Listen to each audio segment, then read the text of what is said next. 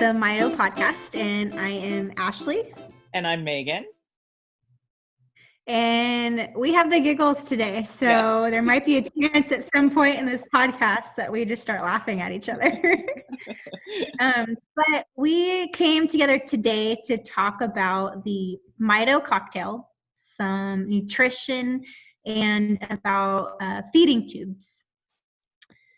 So why don't we go ahead and we're going to tell you about Troy's cocktail. I'll tell you about Angie's cocktail. We'll maybe cover some of the things that we're not as familiar with, but where you can go to find more information about. Do you want to start with Troy? Yeah. So I've been to quite a few symposiums and different things. And so when we talk about what our children have taken, I notice, and we've all noticed, is that doctors prescribe different things. And so your child may not be taking the same thing, and it doesn't mean that what we're saying our child takes that your child should take. Is the sound a little strange? You're cutting in and out a little bit. It sounds like the Wi-Fi is cutting up. Okay, so bear with us again. We are doing this via Zoom, so we might have some technical difficulties. But anyway, so doctors prescribe different things. I don't think there's one specific cocktail that's just given out to every child that has mitochondrial disease. So for Troy, when he was diagnosed, he was automatically prescribed, and we did not have any testing done for his levels or anything. And I know that some of the doctors do that, and I actually think that that's a great job, because most of what he takes are supplements, and supplements are technically not necessarily proven to have any real significant effects, but in some patients they do, and some they don't. So basically what Troy takes every day is he takes the CoQ10 enzyme. His version is the liposomal that we get through Epic for Health. He also takes the levocarnitine. He takes a B complex vitamin, and that's pretty common. Actually, all three of those are pretty common. There's a lot of different B vitamins, but he takes the B complex, which encompasses most of the vitamins. He also does lipoic acid, and I think he does take a Flintstone vitamin, but that's just his multivitamin. And that's actually it. We were taking vitamin C, but that was one of the things that was stopped. And his carnitine has actually been lowered as well, because they're finding that they're linking it to some sort of difficulties with the cardiovascular system, so with the heart. So that was lowered. And I know in some patients and some moms that I've spoken to, that it's actually being completely stopped. So those are his main supplements that he takes. He's also on Keppra because he does have seizures. And to be honest, we've never stopped these, so we don't know exactly how he would function without them. Even when he's sick, we're so thankful. He's such a good vitamin taker. It's something that I hear a lot of parents complain about, that it's really difficult to give their kids vitamins. They do taste horrible. I've tasted them as well. But he is really good about it, and he's never given us trouble with it. So he's never stopped taking them, and he does. I do mix it up with like a organic maple syrup to help some of the crushed vitamins taste a little bit better. But like I said, he's really good about it. So we don't know how he would react if he wasn't taking some of these, or how they are actually helping him. But for the most part, they're just supplements, and they're not necessarily harmful. So we've continued giving him those for the last 10 years. So that's pretty much what Troy takes. And before I go into what Angie what Angie used to take, when we say supplements, I mean, I know some of these words are probably not necessarily familiar, but most of the stuff that we're talking about is you can buy just in the vitamin aisle. And they get really expensive, because you can't claim them on insurance because they're just supplements. It's like going to the gym and trying to get your doctor to prescribe you to eat protein and carbs. Yeah. They're not going to do that. So it's kind of the same idea, because you can get these anywhere. Yeah.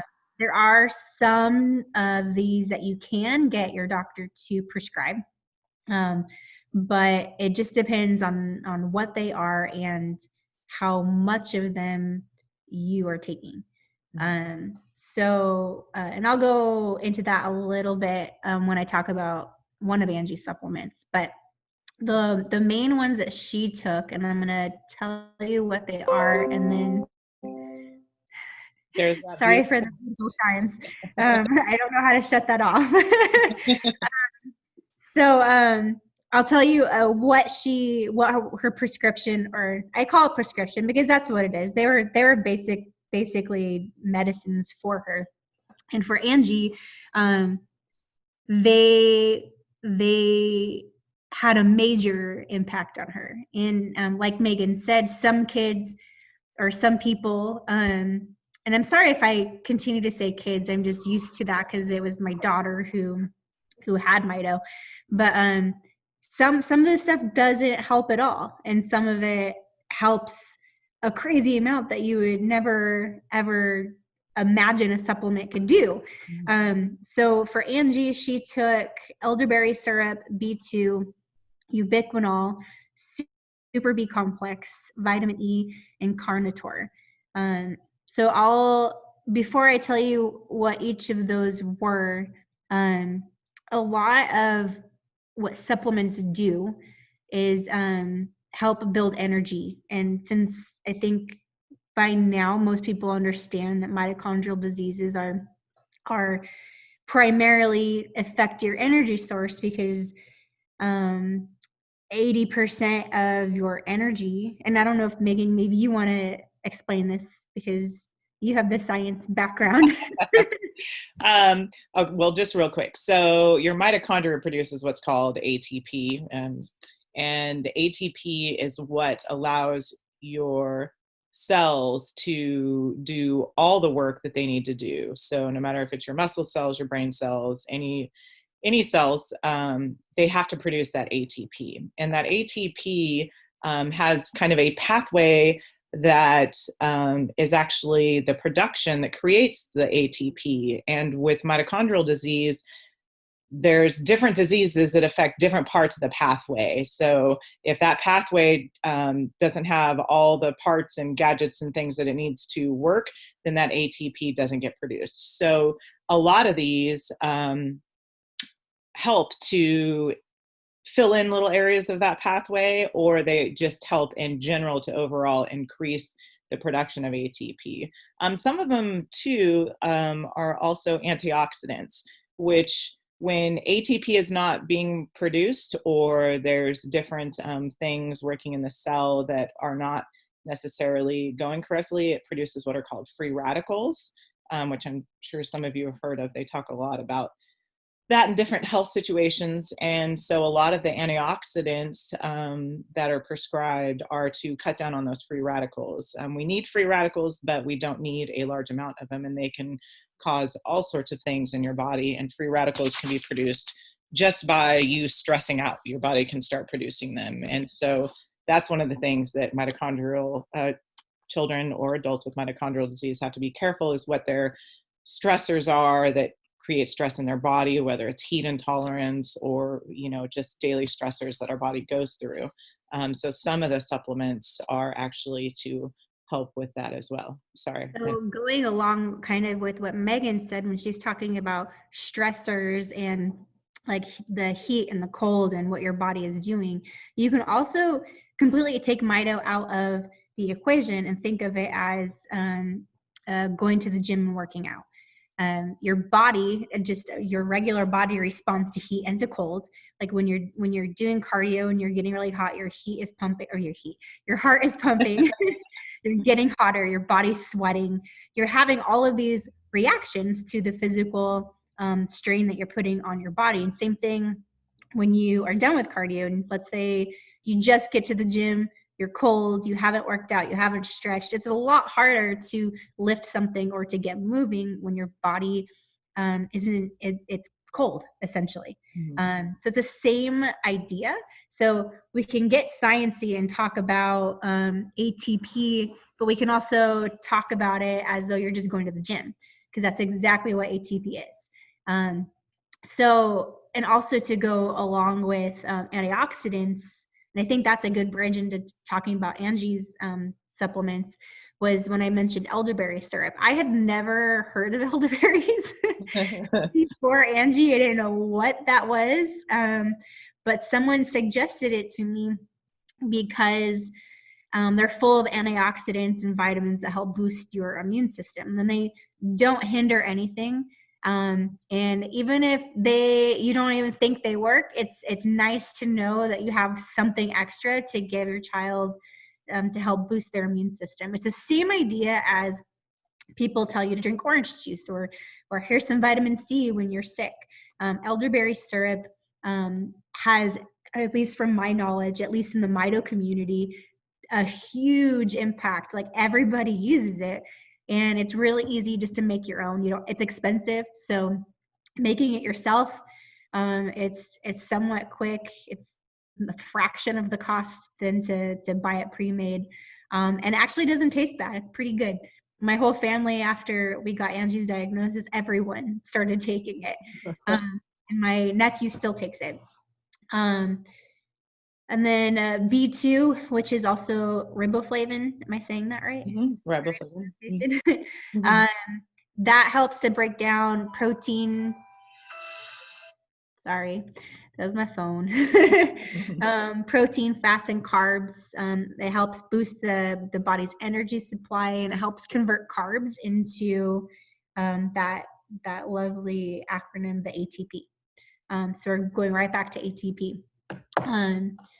Let me go back into my notes just so I don't mess up what some of these are. So ubiquinol, CoQ10, I think that's what you had mentioned earlier. Antioxidant, again, there's your keyword that's going to continue to pop up with every single supplement that we mentioned and that maybe your doctors have suggested. It helps to regenerate vitamin E and vitamin C. And for Angie, she had vitamin E, an additional amount of vitamin E, but it was not for energy, ATP, or anything like that. They actually prescribed it to her for her eyes. Because there was a study done, I think it was only one study, but it showed that even the slightest dose of extra vitamin E helped to increase eye health, and it improved both sight and function. And so we just figured, it's just vitamin E. It's not like some crazy drug, so why not? Let's just try it. So we put that in there, and that's the only one that we had to get specially made because the amount was so low. And I was telling Megan about this yesterday. We had to go to a veterinary clinic to be able to get it. So it was a compound pharmacy that specialized in veterinary care. And it was just so interesting that I was buying vitamin E from a vet for my daughter. But Megan also mentioned the Super B complex, and that just basically has all of the B vitamins put into one compact, like high doses into a small amount that you would have to take. But that's all, again, energy based. So majority of what you are going to be prescribed is of course energy, because we're fighting to create that. We're fighting to allow the body to have more energy to do all the things that it needs to do, and that includes brain function, digestion, having a healthy appetite, your eyesight, growth of red blood cells, just your cell health in general. And let me see if I missed. Carnitine. Actually, there's two more. So same thing, produces energy, especially if you have a deficiency. I don't actually, if you look up the definition of carnitine, it says it's naturally occurring substance that the cells of mammals need to produce energy. It is used to treat deficiency, and a small protein that binds to help transport fatty acids into the mitochondria. So even in the definition itself, Yeah. take this for Mito.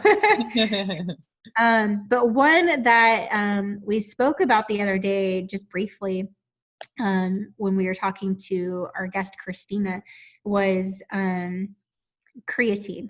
There you go. I had to write it down because we have so many that start with a C that I get confused when I try to say them. But the interesting thing, and why I'm bringing it up, because Angie didn't have it, Troy doesn't have it, but we've seen it around a lot. And I think basically what happens is when and it happens with a lot of these different vitamins, is it alleviates the stress on the body, or where the body is sending the energy to that one area. So when you're taking a vitamin, let's say like you're sick, right? And you take vitamin C, or you take elderberry syrup, it's helping you to build your immune system. So it's attacking parts of the illness, right? That's got you that you have a fever, or that you're not feeling well. So imagine all of these vitamins doing what they're supposed to be doing and helping certain areas of your body. It allows your body to use that energy towards other things that it's not getting it. Am I making sense so far? Yes, yes. I don't want to lose anybody. So when your body doesn't have to think about, oh man, I really need to get that heart going, or they need to breathe, or I really need to help that brain or those kidneys. When it doesn't have to think about that, you get these other things that go on, like language, or sensory, like they're grabbing things, they're clasping things, they're making eye contact. Maybe even just lifting their head or lifting their arm. Like there's those small things, just that tiny vitamin can make a huge impact. And so the reason I bring that up is because Angie, before she had any of these supplements, she had, and I know we've mentioned this before, she had a Mito crash, and she couldn't even smile. Like it was hard enough for her to open her eyes. And after one dose of all of these different supplements, we already saw this crazy, just amazing difference in her. And again, this doesn't help every single person, but it's definitely worth trying. It's definitely worth seeing if it works. And you might not have the same story as us, where one dose made this huge difference. It might take a few doses. It might take a month.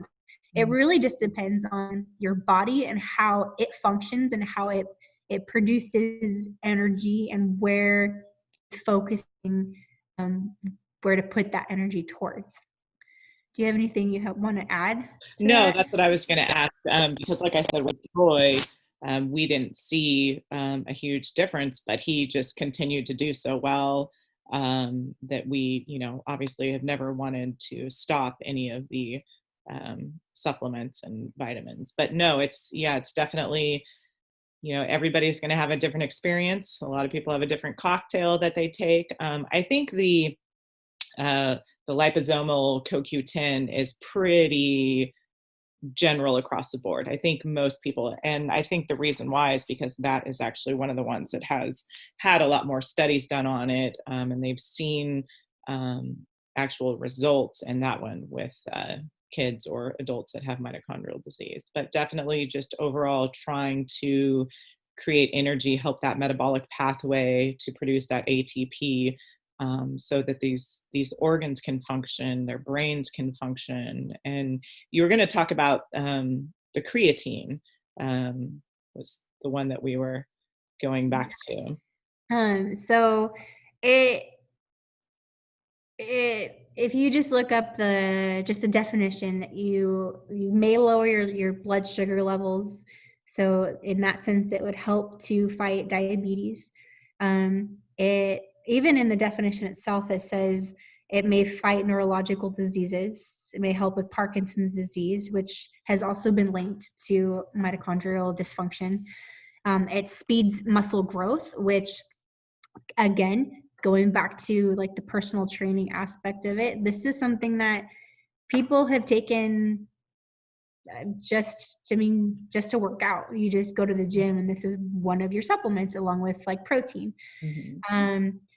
It improves high intensity exercise performance. So in that regard, I know most kids, they are able to, let's say, go running or walk or do all these things that you might think of as high intensity exercise, but for their body, it's different. So if they're going through physical therapy and let's say they have to sit on their tummy, like doing tummy time, Mm-hmm. for a regular normal baby, that might not be high intensity, but for a mito baby, it is, because they are trying so hard and improve, like just contracting all of these different muscles that don't normally have the energy to do that. So this supplement would help in that regard, because that for them is high intensity. Mm-hmm.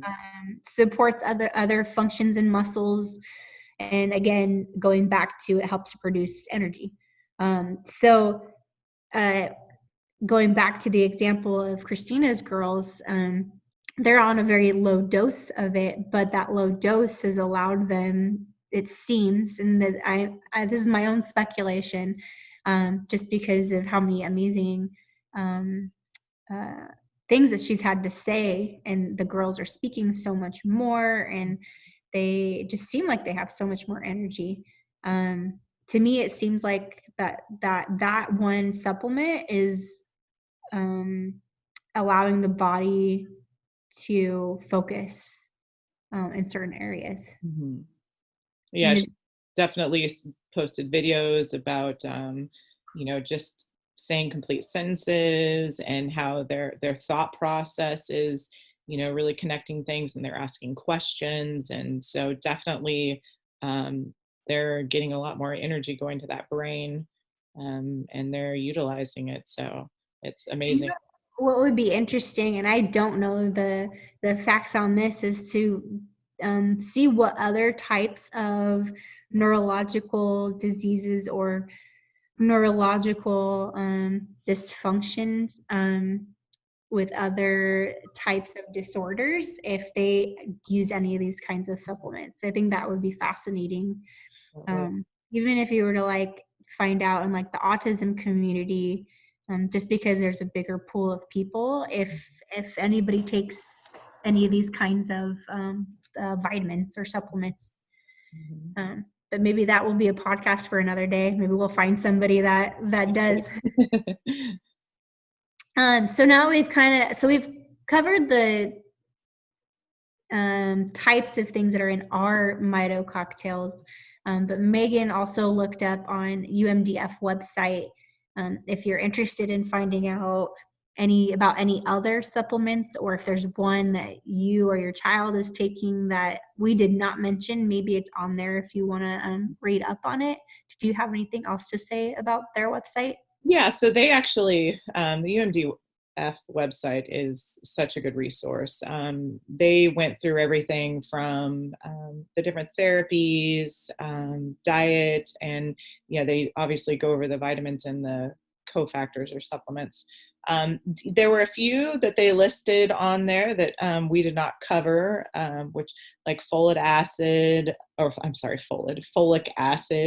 biotin. They talked about selenium and B-carotene, and most of those, once again, are antioxidants. So they all are kind of along the same lines as to what they do. But I'm assuming that maybe some patients interact with some of these better and get better results using some of these different things. Troy doesn't take any of those, but like I said, many doctors prescribe many different things. And if maybe your mitochondrial disease has some sort of creates a deficiency in one of these areas, that would be why you are taking them or your child is taking them. So definitely it's a good place to go if you want to look at the different supplements. Even the ones that we mentioned, they're all on there, and there was a few extra. So that's a good resource if you want to check those out.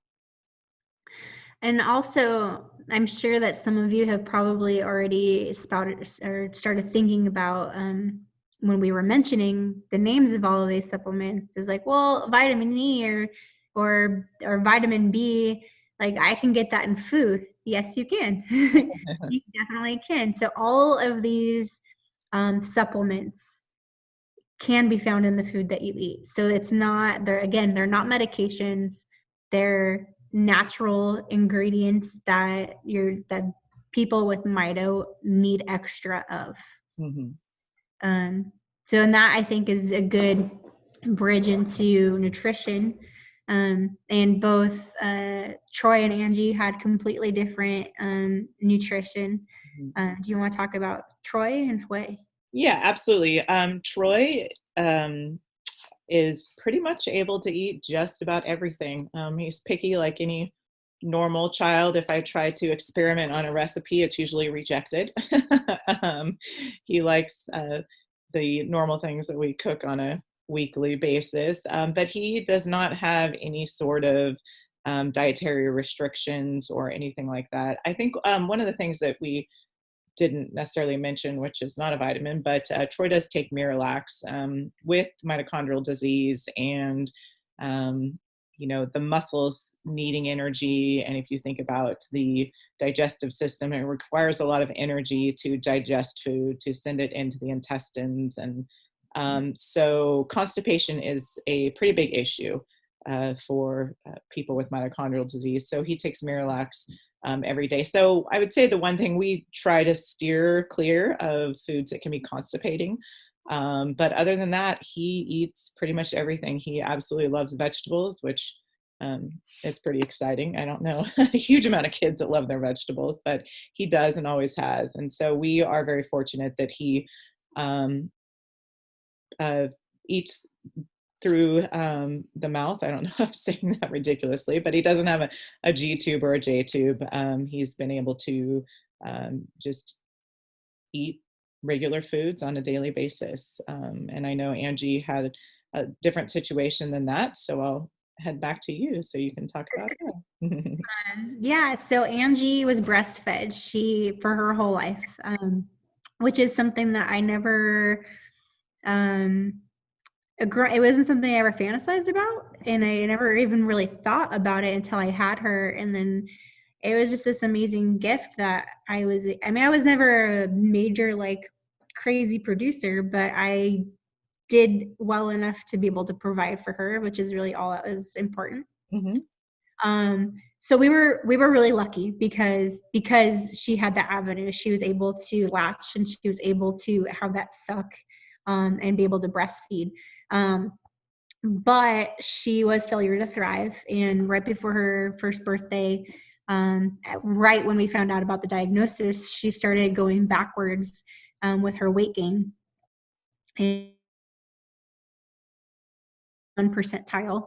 And it got to, we had all of these supplements that we needed to give her, and we had no way to give them to her because the only thing that she would take by mouth was breast milk, and by breast, not by bottle. We tried the bottle. She did take it a few times, but I don't really know the rhyme or reason of why she chose to try it those few times and then decided that she just didn't want to. She had sensory issues with her mouth, which I'm discovering. I discovered while being her mom, and to now how many issues that I have with sensory, like when I cook food. So I get it. I know where she may have gotten some of that. Maybe it is genetic. But the supplements, there's just so much of it. And like Megan said, they don't all taste it. So we had this baby, this 7-month-old that we're trying to give like 15 milliliters of supplements. And the only thing that she'll let us put in her mouth is breast milk. And so we had a lot of stained clothes trying to get her to take it, and it was just impossible. It wasn't going to happen. We couldn't sneak it in things. It was really hard. And so when we did get her the G tube, and primarily it was so that we could give her these supplements, but also because she was losing weight, we had an avenue to be able to slip her food that wasn't oral. And so at that point, after we had the G tube, Angie had a nighttime feeding, which ran 5 hours. And so and I can only speak for the G tube, but Angie, I would feed her. She would fall asleep about 8 o'clock at night. And then we would have to wait 3 hours to be able to start the G tube. And the reason you wait is because you need your body to be able to have time to digest what you just ate. If you connect the G tube too soon, it could cause vomiting, reflux, and then you have more issues with, since she at that time was not able to roll, she might have choked on her throw up or something like that. So you wait 3 hours. So at 11 o'clock, I would sneak into her room and plug her G tube in. And I can honestly say I've never, and I might have said this before, but I've never ran so fast in my life to when that alarm goes off. It goes off. Wake her up. Oh my gosh. I was shocked with my ability. Like, I'm pretty sure I could be in the Olympics if that alarm had gone off. And like hopping over animals just to get to her, get into that room first. But so we would start at 11, and then her G tube would run for 5 hours, and then I would need to be there at that 5-hour mark for that alarm before it goes off, to turn everything off, put it all away, and also did not wake her up. So she was fed while she slept. There were other options. We could have fed her during the day, but that was the easiest for us. And that was what the doctor prescribed us to do, which I think worked out beautifully because I was able to breastfeed her throughout the day and then give her that extra nutrition at night. So since she had the G tube, we were able to give her vitamins in the morning and in the evening. So we would split them up half and half, and we never had an issue. We were really, really lucky, and it was terrifying to get that G tube all the way up into the day that she went through surgery. And then afterwards, we realized just how much of a gift it gave us. And I'm going to try so hard to not cry. Cry. It was, you go through all these things. You go through all these thoughts of, I'm a horrible mother. I can't feed my child, or my breast milk isn't good enough. She's not gaining weight, or what did I do to cause her to not want to take anything by mouth? And you can't help those thoughts. They're going to pop up regardless of how good or bad of a mom you are. But that G tube really gave us 6 months of the best 6 months of her life. And being able to get those vitamins to her, we were just, again, lucky that she had that reaction to it and it went so well. And her G tube never got infected. It never had any issues. It was always clean. And we could probably do another podcast, a shorter podcast just on G tube care. But there's a whole community out there that can help you through that. So if your child or adult, if you need a G tube, there's a lot of support groups on Facebook. And like, pre-warning, they're graphic. There are people who have G tubes that they don't heal as nicely. But there are ways to medicate them and protect them and clean them so that you have I don't know, so that's easier for you, I guess, so that's not such a painful experience. But it was amazing. Like, I'm really thankful that she had it.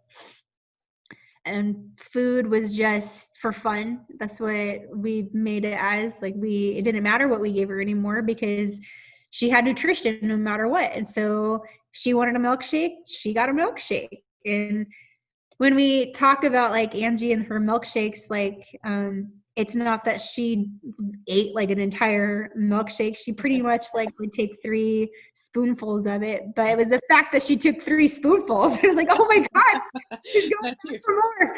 Give it up to her. Yeah, well, and I think that's important to know that, that you guys had such a positive experience with that, and having that ability to be able to give her that nutrition, and then food just being kind of a fun afterthought. I know when Troy was probably about 3, he, for some reason, just stopped wanting to eat certain things. And I remember calling Dr. Haas, and, we were on a very strict, healthy, organic, I was just, so concerned that anything I put into his body would cause, something else to go wrong. And so I was just hyper vigilant about that. And I remember talking to Dr. Haas, and he's like, you let him eat whatever he wants to eat. If he wants a hot dog, give him a hot dog. If he wants, it just, you just have to make sure he's eating. So that was, I remember, a very stressful time because we didn't have any other way to give him nutrition, and he was refusing to eat. And of course, so then I went and bought every possible, thing that he hadn't tried, or, what he would eat. And, it was just, which I'm sure parents that have kids that don't have mitochondrial disease go through this, that they're just, I don't know if it's a control thing or what it is, but he just did not want to eat anything that I put in front of him. And, sure enough, it passed. But, I remember going to a rock and roll half marathon that they did in Pasadena, and it was actually Dr.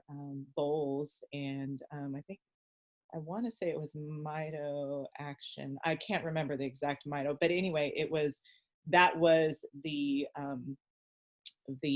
charity that they were sponsoring. And so that was the first half marathon that I'd ever done. And we saw it and we said, oh, we're doing this. It's for Mito. We're training. This is it. And I remember when we actually met quite a few of the parents, one mom was very much so pro G-tube. And she was like, I wish all my kids had a G-tube. I could just feed them anything and everything I wanted. And I know my friend Paul and I were just taken back going, really? Because G-tubes always sounded so scary. Like I always thought, gosh, I hope Troy never has to do that. And, it's like, there are so many positive things about having one of those and so many different experiences. And so, it's amazing that Angie was able to thrive with that and gave you guys such an amazing 6 months. But definitely, if you parents out there, if that is one of the routes that you have to go, there are some amazing things about them that are extremely helpful that, will hopefully relieve some different stressors that you may have, because a child getting nutrition with mitochondrial disease is the most important thing. That's the only way they're going to make energy. So, yeah. And when we were getting the G-tube, it was like you're saying, it's terrifying. Like if you before you have one, again, just going into how horrible you feel, like, oh my gosh, my child has to have this. But Andrew, my husband, he explained it to me in a way that really calms my nerves.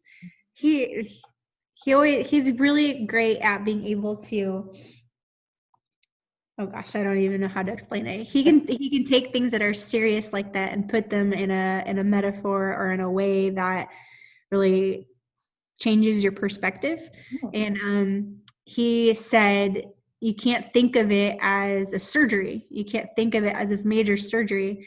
You just have to think of it as you're getting your belly pierced. Oh yeah. It's just an earring for your belly, and that's all it is. And it is. It really is. It's not a major surgery. Yeah, it sounds like it. Yes, they do have to be under anesthesia to have it done. So in that sense, yeah, it's not as easy as just getting your ear pierced. But the way that it's done and the tube that's in there is just like a piercing. So once you accept that, then it's not as scary. And like once you figure out, you take all the tutorials, you listen to the nurses and the doctors, and you read up on how to change the G tube and all of that, it's not as terrifying as it seems. It's just something foreign. And again, going back to, I need to stop saying that phrase, going back to, when you get your diagnosis, you don't know anything about this life. You're not a nurse, you're not a teacher, you're not a doctor, but you become all of those things. And so the G-tube was just for us another one of those steps of a new hat that we had to put on. And I got the nutrition. She got her cocktail and she smiled at us. And for the next 6 months, she never cried. It was beautiful. It was amazing. That is amazing. I feel like there was one more thing I wanted to point out that you said, but I can't think of it now. I guess just having food for fun. It's not, I know we all have this idea of, oh, my child is gonna have all the healthiest stuff and organic, and I'm gonna clean everything. I'm gonna make my own purees. Yeah. But when it comes down to it, the most important thing is that your child is eating. Has food in their belly. That is the most important thing. And there's no point in making food a stress. You don't want that stress on you. There's so many other things that you have on your plate now. Exactly. Food should not be it. So food should be fun. If that means you go get a can of whipped cream and they can play in that and try it. I mean, think about the textures, the sensory, like the feeling of it, the sound of it, the taste of it, all these different things. Like food is therapy, and Angie had a food therapist. So it should be fun. It should be experiment. It should be science experiments in your kitchen of all of the cool things that you can discover and how. Like one more example is cheesecloth. We ended up, so Angie couldn't use a normal like pacifier. She wouldn't suck on one. But if you get cheesecloth and you smash some berries in it, you can suck those berries right out of the cheesecloth. And so that's a good idea. There's a world of cool things to learn and cool things to discover about how to eat. It doesn't mean that you just eat with your hands or a fork and a spoon. Like there's a ton of different ways, and all you have to do is be brave enough to go research them and try them out. Yeah. But yeah, so we talked about the cocktail, we talked about nutrition, we talked about the G-tube. If you guys have any questions, or maybe if we need to clarify something a little bit more, please let us know. I know sometimes we go on our my little tangents, and I might do somebody. But if you have a question, please reach out to us. We are the mitopodcast.com. You can email us at mitopodcast@gmail.com. We have Facebook. We have an Instagram. We love seeing your comments. Do you have anything to add, Megan? No, just thank you for listening. And once again, we're not doctors, we're moms, and we're going through this journey, the mitochondrial disease journey. And so these are just some of the things that, we've learned about along the way. And absolutely, if you have anything that you would like to hear about specifically or that you have questions about, let us know. We are up for any ideas and any conversations. Exactly. So again, please contact us, mitopodcast@gmail.com. Thank you for listening and have a great day.